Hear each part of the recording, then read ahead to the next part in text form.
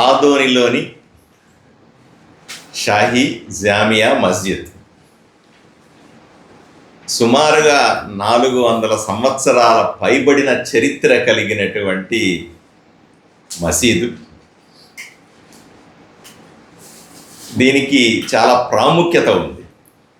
ఇంత ప్రాముఖ్యత ఉన్నటువంటి మసీదు ఆదోనిలో ఉండడం ఆదోని వాసులకందరికీ, కర్నూలు జిల్లా వాసులకందరికీ కూడా గర్వకారణం. దానికి బళ్ళారి జిల్లాలో నుంచి ఇక్కడికి వచ్చిన తర్వాత కూడా ఎన్నో రకాల ఆటుపోట్లను ఎదుర్కొని నిలబడింది. ఈరోజు కూడా అది ఎంతోమంది ముస్లింలు నమాజ్ చేసుకోవడానికి, ఎంతోమంది ప్రతిష్టాత్మకంగా దాన్ని పర్యటించడానికి కూడా ఉపయోగపడుతుంది. నేను కూడా ఈ మధ్య అసెంబ్లీ జరుగుతున్న సందర్భంలో 3 ప్రఖ్యాత ప్రాంతాలని ఆదోనిలో పర్యాటక ప్రాంతాలుగా అభివృద్ధి చేయండి అని మంత్రి గారిని అడిగాను. ఒకటి పెద్ద తుమ్మలంలో ఉన్నటువంటి శ్రీరామన్ టెంపుల్, 1400 సంవత్సరాల చరిత్ర ఉన్న టెంపుల్. తర్వాత ఈ 400 సంవత్సరాలకు పైగా ఉన్నటువంటి ఆదోని పెద్ద మసీదు, అలాగే రణమండల ఆంజనేయ స్వామి గుడి. వీటిని పర్యాటక కేంద్రాలుగా అభివృద్ధి చెందితే ఆదోని ఎంతగానో అభివృద్ధి చెందుతుంది అనే విషయాన్ని నేను అసెంబ్లీలో మంత్రులకు కూడా తెలియజేశాను. దురదృష్టవశాత్తు ఈ మసీదుకు సంబంధించిన ఇబ్బందులు కూడా చాలా ఉన్నాయి. 2016లో ఒక కమిటీ ఏర్పడింది. ఆ కమిటీ ఇప్పటికి కూడా దానికి పదవీ కాలం, ఒక కమిటీ ఏర్పడితే ఆ మసీదుకు దానికి పదవీ కాలం 5 సంవత్సరాల్లో ముగుస్తుంది. అయినప్పటికీ కూడా ఇప్పటికీ 10 ఏళ్ళు పైబడినప్పటికీ కూడా దానికి మళ్ళీ ఎన్నికలు జరగకపోవడం అన్నది చాలా దారుణమైన అంశం. నేను వక్ఫ్ బోర్డు ఇన్స్పెక్టర్ గారిని, మిగతా వక్ఫ్ బోర్డు CEO గారిని, చైర్మన్ గారు మిత్రులు వారిని, వీళ్ళందరినీ కూడా అడిగాను, ఎందుకండి ఇవన్నీ జరగలేదంటే, ఎవరైతే గతంలో 2016లో ఎన్నుకోబడినవారో 5 మంది ఎన్నుకోబడితే వాళ్ళల్లో 3 చనిపోయినారు. మిగిలిన వాళ్ళు సౌదీ రూఫ్ అని ఎగ్జిక్యూటివ్ మెంబర్, అంటే 5 మందిలో ఒకరు ఎగ్జిక్యూటివ్ మెంబర్గా ఉంటారు, మిగతా వాళ్ళు సాధారణ సభ్యులుగా ఉంటారు. ఎగ్జిక్యూటివ్ మెంబర్ అన్ని పనులు చేసి చూపించాల్సిన పరిస్థితి ఉంటుంది. ఆయన రకరకాల కోర్టు కేసుల ద్వారా వక్ఫ్ బోర్డు మీద కోర్టు కేసులు వేసి, వక్ఫ్ బోర్డు అనే సంస్థ ఏర్పడిందే మసీదులు, ముస్లిం మతానికి సంబంధించినటువంటి ఇన్స్టిట్యూషన్లకు సంబంధించిన ఆస్తులు కాపాడటం, దాని నిర్వహణ సరిగా ఉందా లేదా చూడటం, దానికి సమయానికి ఎన్నికలు నిర్వహించి బాధ్యతలు తీసుకునే వ్యక్తుల్ని ఐడెంటిఫై చేయడం, దీనికోసమే ఏర్పడింది. ముస్లిం సమాజానికి వివిధ రూపాల్లో సేవ చేయడానికి ఏర్పడిందే వక్ఫ్ బోర్డు. దీని పర్యవేక్షణలోనే అన్ని మసీదులు పనిచేస్తాయి. ఆదోనిలో కూడా ఇప్పటికీ సుమారుగా నాకు తెలిసి 40 నుంచి 45 మసీదులు ఉన్నాయి. అవన్నీ కూడా వక్ఫ్ బోర్డుకు సంబంధించిన ఆధీనంలోనే, వాళ్ళ కనుసన్నల్లోనే తమ వ్యవహారాలన్నింటినీ కూడా నిర్వహిస్తాయి. ఒక్క ఈ పెద్ద మసీదు జామియా మసీద్ తప్ప. జామియా మసీద్ ఎందుకు అలా చేయట్లేదు అనే విషయం మీద చాలా ఆరోపణలు ఉన్నాయి. ఆదోనిలో ప్రజలు, నేను ఎమ్మెల్యే కాకముందు నుంచి, గతంలో కూడా, నేను ఎమ్మెల్యే అయిన తర్వాత కూడా నాకు ఎన్నో రకాల రిప్రజెంటేషన్లు ఇచ్చినారు. ఎన్నో అక్రమాలు జరుగుతూ ఉన్నాయి దీంట్లో అని. నేరుగా వక్ఫ్ బోర్డుకే ఎంతోమంది ఉత్తరాలు రాశారు ఇక్కడ జరుగుతున్న అన్యాయాల మీద. దాని మీద విచారణ చేశారు. దాని మీద ఎన్నో రకాల నివేదికలు కూడా తయారు చేశారు. ప్రధానంగా మనం చూడాల్సిన ఇక్కడ అంశం ఏమిటంటే, ఈ మసీదుకు సంబంధించిన ఆస్తులు.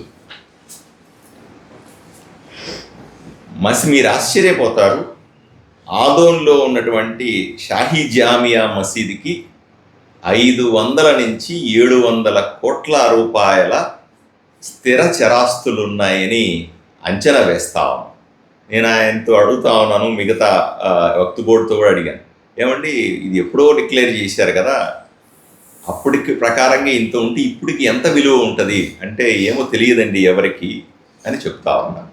అంటే ఎన్నిక కాబడినటువంటి కొత్త కమిటీ సౌదీ అరబ్ నాయకత్వంలో ఉన్నటువంటి కమిటీ వక్తు బోర్డుకి తమ ఆస్తుల వివరాలు ప్రకటించలేదు. ఇది తప్పు. ఎంత ఆస్తులు ఉన్నాయో అని సామాన్యుడికి కూడా తెలియాలి కదా, వక్తు బోర్డుకు తెలియాలి. ఎందుకంటే వాళ్ళు నిర్వహించాలి, వాటిని కాపాడాల్సిన బాధ్యత వీరిదే. వారికి తెలియదు. పోనీ ఆదోనిలో ఉన్నటువంటి సామాన్య ముస్లిం ఎవరైతే నమాజ్కి వెళ్ళి తన హక్కుగా భావించి తనది ఈ మసీద్ అని చెప్తారో వారికి కూడా ఈ ఆస్తుల విలువ తెలియదు. వక్తు బోర్డైనా లేదా మసీదులో వచ్చేటువంటి ఆస్తుల వివరాల్ని ఎప్పటికప్పుడు తెలుసుకోవాల్సిన అవసరం, తెలుసుకోవాల్సిన హక్కు కూడా ప్రతి ముస్లింకి ఉంటుంది. ఆదోనిలో ఈ ఆస్తుల్లో సుమారుగా 200 షాప్స్, కమర్షియల్ షాప్స్ రెంట్కి ఇచ్చి ఉన్నారు. వాటిల్లో ఎంత బాడుగా వస్తుంది అనేది కూడా ఎవరికీ తెలియదు. రెండవది, 45 కమర్షియల్ బిల్డింగ్స్ ఉన్నాయి, 4 కమర్షియల్ కాంప్లెక్స్ ఉన్నాయి అని చెప్తూ ఉన్నారు. వాటిల్లో వచ్చేటువంటి ఆదాయం ఎంత అన్నది వక్తు బోర్డుకు చెప్పట్లేదు, ప్రజలకు కూడా తెలియదు. ఖాళీ జాగాలు చాలా ఉన్నాయి అని అప్పటి వక్తు బోర్డు 2016లో వక్తు బోర్డుకి కొంత సమాచారం ఉంది. తర్వాత ఈ 10 సంవత్సరాలుగా వక్తు బోర్డుకు కూడా ఆ సమాచారం ఏమీ లేదు. అలాగే దీని ద్వారా ఆదాయాన్ని, ఉదాహరణకి ఇన్ని 100 కోట్ల రూపాయల ఆస్తులు ఉన్నటువంటి దీని ఆదాయం కూడా ఉంది. సుమారుగా అప్పట్లోనే 175-200 షాప్స్ అంటే అవి దాన్ని ఒక షాపును 2గా 3గా కూడా చేసి ఉన్నారు అని చెప్తూ ఉన్నారు. వీటి ఆదాయాన్ని బ్యాంక్ అకౌంట్లో డిపాజిట్ చేసి దాన్ని పారదర్శకంగా చూపించాల్సిన అవసరం ఉంది. కానీ బ్యాంక్ అకౌంట్లో ఎంత డబ్బులు వేశారు ఏమిది అనే సమాచారం వక్తు బోర్డు దగ్గర లేదు, ప్రజల దగ్గర కూడా లేదు. ఏ రోజు కూడా సౌదీ అరబ్ నాయకత్వంలో ఉన్నటువంటి ఈ కమిటీ ప్రజలకు సమాధానం కూడా చెప్పలేదు. అయ్యా మాకు ఇంత ఆదాయం వచ్చింది, ఈ సంవత్సరం ఇంత ఖర్చు పెడతా ఉన్నాం, మసీదు నిర్వహణ కోసం ఇంత డబ్బులైనాయి, పేద విద్యార్థులు చదువుకోవడానికి ఇంత ఖర్చు పెట్టినాం, వీళ్ళకి స్కాలర్షిప్లు ఇలా ఇచ్చినాం, లేదా ఇంకో విధంగా ఇలా ఖర్చు పెట్టినామని ఎక్కడా కూడా ఆదాయము వ్యయం, ఎంత ఆదాయం వస్తుంది, ఎంత ఖర్చు పెడుతున్నామన్న విషయాల్ని ఎక్కడా చూపెట్టబడలేదు. దానితో పాటుగా ఏదైతే ఆస్తులకు సంబంధించినటువంటి ఆరోపణలు కూడా చాలా ఎక్కువగా ఉన్నాయి వీటి మీద. ఎలక్షన్లు జరగకుండా తామే తమ చెప్పు చేతుల్లోనే ఈ ఆస్తులన్నీ పెట్టుకోవాలనే దురుద్దేశం కోసం ఇలా చేశారని కొంతమంది ప్రజలు వచ్చి నాకు ఆరోపణ చెప్తూ ఉంటారు. ఇన్ని 100 కోట్ల ఆస్తులను కొట్టేయడానికే సౌదీ అరూఫ్ అనే వ్యక్తి అన్ని రకాల కోర్టు కేసులు వేసి వక్తు బోర్డులో వ్యక్తులు దీని విచారణ చేయకుండా ఆపే ప్రయత్నం చేస్తున్నాడని చాలామంది ప్రెస్ మీట్లు పెట్టి మరీ చెప్తా ఉన్నారు. తమ కుటుంబ ఆస్తులు పెంచుకోవడానికి మసీదు ఆదాయాన్ని తమ కుటుంబ వ్యక్తుల పేర్ల మీద, కుటుంబ సభ్యుల పేర్ల మీద, బంధువుల పేర్ల మీద అకౌంట్లో డిపాజిట్ అయినాయి అనేటువంటి ఆరోపణ ఇప్పటిది కాదు. ఇది మొహమ్మద్ హనీఫ్ అనే వ్యక్తి వక్తు బోర్డుకు సంతకాలు పెట్టి, కొంతమంది ఆయన నాయకత్వంలో కొంతమంది సంతకాలు పెట్టి వక్తు బోర్డుకు పంపించినారు. ఎటువంటి చర్య తీసుకోవట్లేదని పలుసార్లు ఆయన ఉత్తరాలు రాశాడు వక్తు బోర్డుకి. ఎంతోమంది ఊర్లో పెద్ద మనుషులందరూ కూడా అసలు ఇందులో ఏం జరుగుతుంది అనే విషయాన్ని తెలుసుకునే ప్రయత్నం చేసినా ఎవరు కూడా సమాధానం చెప్పలేదు అని ప్రజలు చెప్పుకుంటున్నారు, వక్ఫ్ బోర్డు కూడా చెప్తా ఉంది. కేవలం కోర్టు కేసుల ద్వారా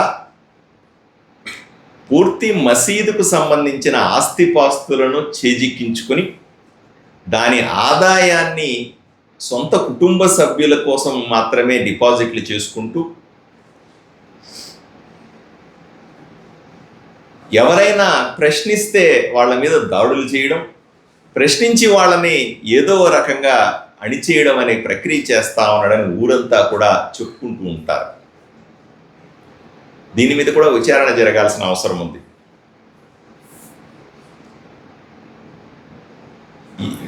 సౌదీ అరబ్కు సంబంధించినటువంటి ఆస్తుల విలువ ఎంత, వాళ్ళ కుటుంబ సభ్యుల అకౌంట్లన్నిటినీ కూడా కుటుంబ సభ్యులు బంధువుల ఆస్తిపాస్తులన్నింటి మీద కూడా విచారణ జరగాల్సిన అవసరం ఉంది అని ప్రజలు నా దగ్గరికి వచ్చి రిప్రజెంటేషన్లు ఇస్తా ఉన్నారు.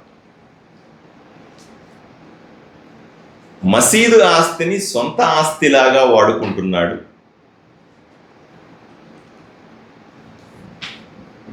నిరుపయోగంగా ఉండిపోయినటువంటి ఈ ఆస్తులన్నింటినీ కూడా వివిధ పేర్ల మీద మార్చుకుంటున్నారు. 2016లోనే వక్ఫ్ బోర్డు విచారణ కమిటీ వేసి ఒక విషయాన్ని నెగ్గుతేల్చింది. ఆ కమిటీలో చాలా స్పష్టంగా చెప్తా ఉన్నారు, ఇప్పటికే సుమారుగా 150 నుంచి 200 కోట్ల రూపాయల ఆస్తులని వేరే పేర్ల మీద ట్రాన్స్ఫర్ చేసుకున్నారు అని నివేదిక చెప్తా ఉంది. ఇది వక్ఫ్ బోర్డుకు సంబంధించిన నివేదిక. అయినప్పటికీ కూడా దీని మీద పూర్తి సమాచారం మన దగ్గర లేదు. ఈ ఏవైతే 200 షాపులు ఉన్నాయో 300 షాపులు ఉన్నాయో ఎవరికి తెలియదు వీటి గురించి. వీటిల్లో